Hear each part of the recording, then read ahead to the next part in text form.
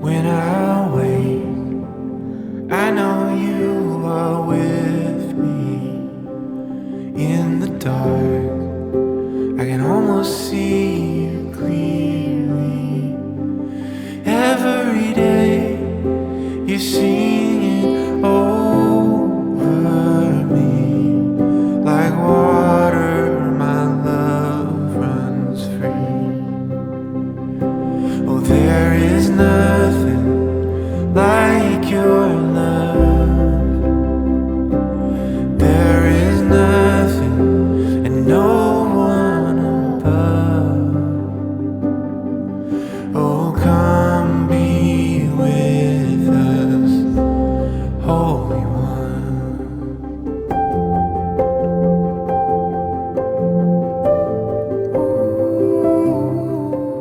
And you know, very often, people who are attracted to meditation have a lot of trauma in their background. Probably the people who need meditation the most are the people who are successful in their business world and so forth. But those who generally are attracted to meditation are people who have a lot of trauma from their history. This year, 2025, I've decided to step into a deeper truth. For years, I've shared the wisdom of incredible minds like Gabor Mate and PeterLevine, pioneers in understanding trauma and healing. Their work has been a lifeline for so many, myself included. But now, I feel it's time to weave my voice into the narrative. I've carried my own struggles, moments of silence so heavy they felt like they would break me, wounds invisible to the eye but painfully real. And yet, through the guidance of these profound teachings and the slow, messy process of self-discovery, I found a way forward. Not perfectly, not all at once, but enough to begin to heal. This year, I want to share that journey with you, not just through the lens of experts, but through the raw, unfiltered lens of my own experience.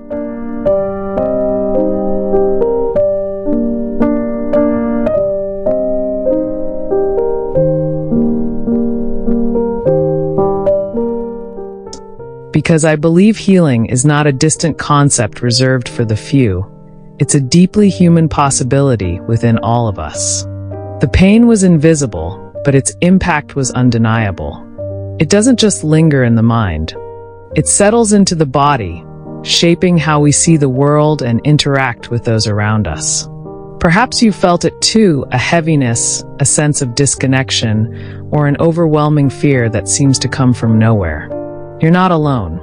Trauma is a universal experience, yet its impact is deeply personal. Today, I want to share a piece of my journey. A journey of healing inspired by the profound wisdom of experts like Gabor Mate and PeterLevine. But more importantly, a journey that revealed something deeply personal, something that became my own truth. For years, I didn't understand why certain moments of my life felt so unmanageable. It wasn't until I stumbled across Gabor Mate's work on the connection between trauma and the body that I began to uncover the roots of my struggle. He spoke of how unresolved pain manifests not just in our minds, but in our very cells. That's when PeterLevine's work came into focus. He taught me that trauma is stored in the nervous system, and that healing requires more than just understanding. It requires movement, release, and reconnection. I began exploring somatic practices, gently guiding my body to release what words alone could not. It wasn't easy. Healing is never linear, and there were moments I wanted to give up. But slowly, through small practices, mindful breathing, journaling, and seeking support, I began to feel the weight lift. I realized that healing is not about erasing the past, but about learning to hold it with compassion. The wisdom of experts like Mate and Levine gave me a roadmap, but the journey itself was uniquely mine. And it's a journey I believe is possible for each of us. So, I leave you with this question. What steps can you take today to begin your own journey of healing? Perhaps it's as simple as acknowledging your pain, or as courageous as reaching out for support. Whatever it is, know this: healing is possible, and you don't have to walk this path alone. It was as if a light had been turned on in a dark room. I started piecing together my own story, moments of hurt, fear, and silence that had shaped me more than I realized. But awareness was only the beginning. I'd love to hear from you. Comment down below and let me know what has helped you on your journey. Let's learn and heal together. So, if you've ever felt broken, stuck, or lost, I hope my story can remind you of one simple truth. You are not alone. Healing is possible, and it begins with a single step. Let's take it together.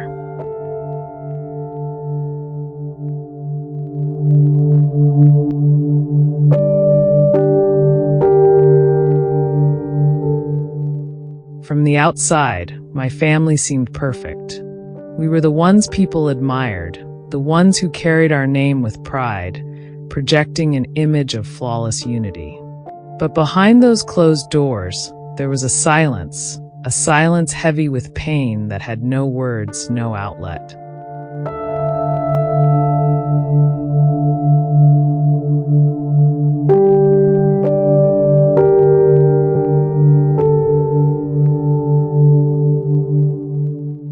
It wasn't because we didn't love each other. It was because we had to protect the image. The world couldn't know.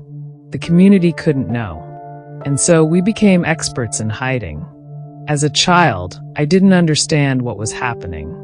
I only knew that emotions were dangerous, that tears were unacceptable, and that I had to be perfect because perfection was safety. It wasn't until I became an adult, diagnosed with bipolar disorder, that the cracks in that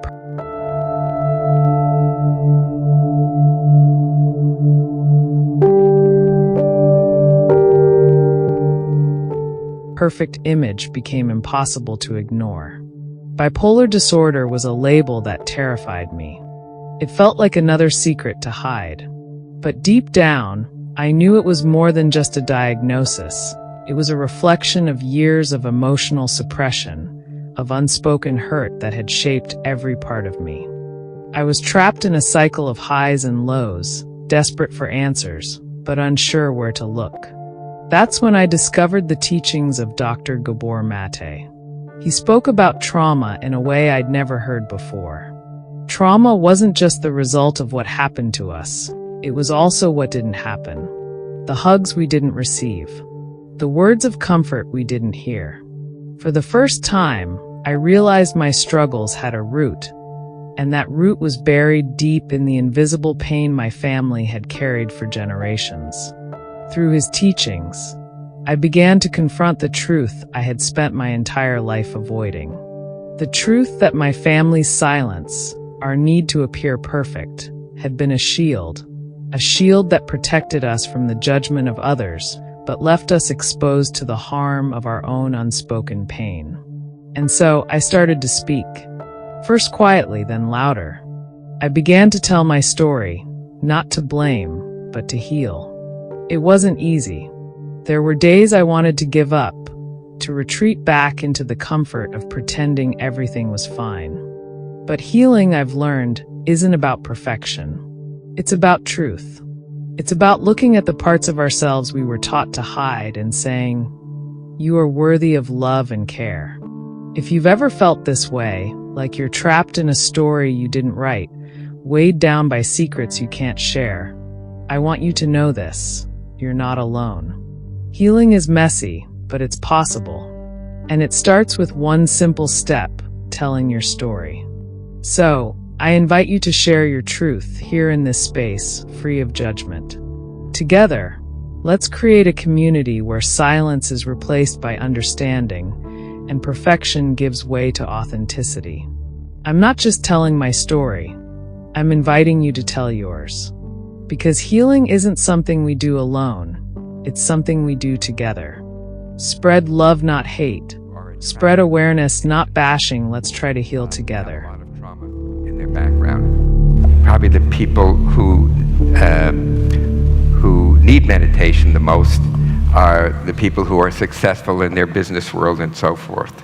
But those who generally are attracted to meditation are people who have a lot of trauma from their history.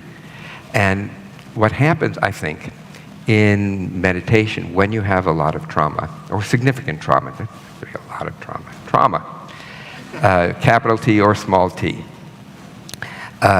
one way of avoiding dealing with the trauma is what I talked about in the counter vortex. So one goes into these beatific states, these bliss states, sometimes we call this the bliss bypass. So in working with trauma, we must hold together the contraction and expansion, the light and the darkness, because it's not all light. It has to be held together, and I think, again, that's one of the gifts that Trauma Transformed can offer to us, that we really learn how to hold polarities as a way of experiencing the non-duality of existence. Anyhow, we spent many times, and well, to give you an idea, usually when he would be sitting there, I would order 2 soups.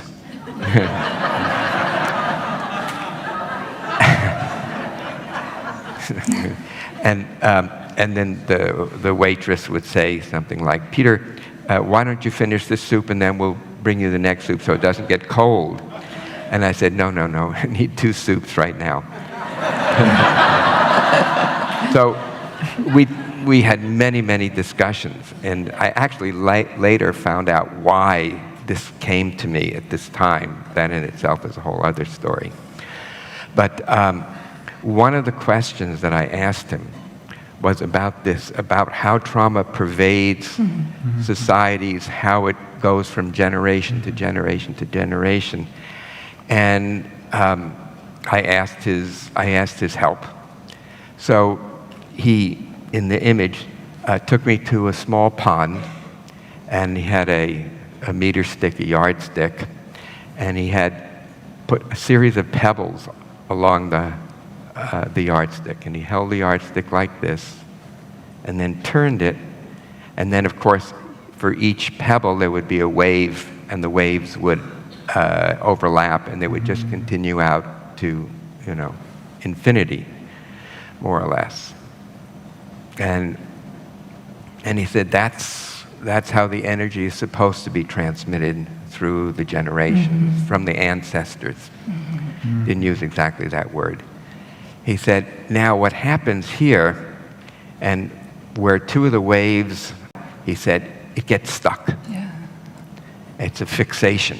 And from that point on, everything else is distorted because it's unable to move through. And I said, but I still don't, I get it. To find out some of those places where the energy's stuck, and it doesn't matter if you think of it coming from this life or other lifetimes or whatever, the wave pattern is there. And when you're able to get there and unhook, we call them ego points. I call them fixation or trauma points. When you're able to open enough of them, then the forward movement of the wave reconstitutes itself and moves on. Yeah. So this was a really very deep Beautiful. learning. Beautiful.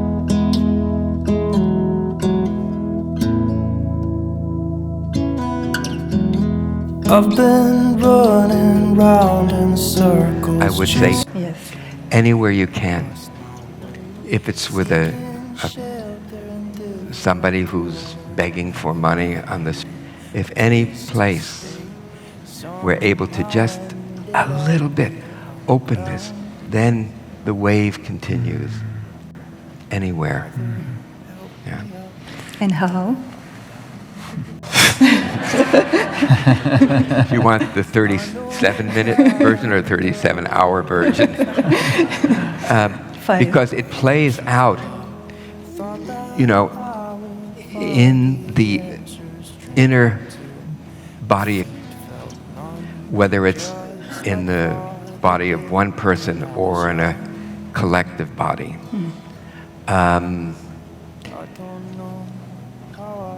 One thing that my colleagues and I worked on sometime, colleagues from They have LBR has a school called Pinocchio. And I was doing some work in the Middle East, and we wanted to try to find some way that we could begin to help heal this collective trauma for that region. And we worked on a protocol where mothers from both Israeli and Palestinian would be there, and with their babies, and using music and rattles. Rhythm is so important.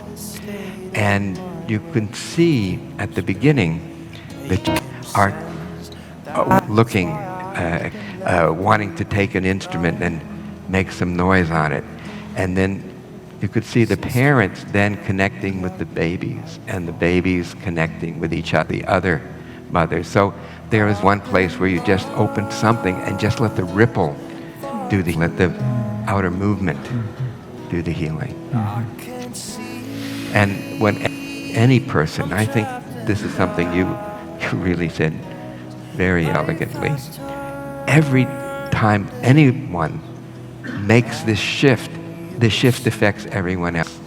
And it's a matter of exponential growth. You do one here and another here and another, and then the wave moves out, Beautiful, yeah, very beautiful. And I love this Yeah, I would just summarize it that unconscious and fixity is destiny. It's fixed. It's fixed. There's no other way, like a machine. That's right. It just will continue and continue and continue. But then when we're able to move from fixity to right, then it's not a matter of destiny. It's the matter of informed choice. that's right, right. And I think when people meet together in conferences like this, or I wouldn't call this, I could call it it's for that reason. It's to, and you brought up the interpersonal part of it as being very important, because trauma is about broken connection to us, broken connection to spirit. Right. So at any of those, we're able to move more out of the fixity into the new connections, and we're just opening up one more area of the fixation and allowing the energy to come flowing. Beautiful. And it's, you say it exactly as true. When you're in this in a room and something shifts, because I started working in Germany around in 1981, and nobody would go anywhere near, anything having to do with the Holocaust. That's right. But then when people started to heal, I remember one person whose father was in the SS, worked to heal. And then that immediately brought up one person whose parents were in the resistance. But then it's the same trauma. And then that was when the wave went through the room. That's so beautiful. And you said something very beautiful before that I want to highlight. You said trauma connects us. And it's like paradox, because I live at the moment in the Middle East, so much collective trauma, and it's what divides us the most, and it's what connects us the most. That's very important. Trauma connects us because trauma is painful all over the world, and the same response is painful all over the world. The same trauma response is happening all over the world, and I think that's an important thing. We are connected through the traumatization of the world. That's an interesting thing to think about. And also, what we said before, that what you said before, that we want to be participating in life's process, and that flow experience comes with the release of energy. And so if we want to live up to our potential, so then trauma work is crucial. Because it's a data flow through us, and there's a transgenerational data flow through us. So we talk a lot about data, but the data is flowing also through us. This is also technology in a way, biocomputer. And what Charles Eisenstein said, I really like that, because I believe because of trauma and collective, there is the notion as if people were on the planet. Yeah. And that the water and the carbon here is animated planet. That's not on the, that is planet alive. So all what I said in the, it's so amazing to think about that the few generations that are alive right now hold the pearls of all the development that ever happened before. It's alive through electricity running through this nervous system and animating that creation for us. And we, as all the kids up to the oldest people in this world, hold the gem of life. This is us. This is everybody who is alive, lives that. And I think that what all you brought helps us to more and more understand which parts of us are actually illuminated and which parts are not. And I think if we talk about the serious spiritual plan, we cannot bypass that, because it means that we awaken like Christ. When Christ woke up, the real resurrection of Christ, and the day that the dead will, that's when the light will illuminate every life ever lived until this moment. So that when the conscious awareness will touch because every life that has ever lived until now sits here in the room.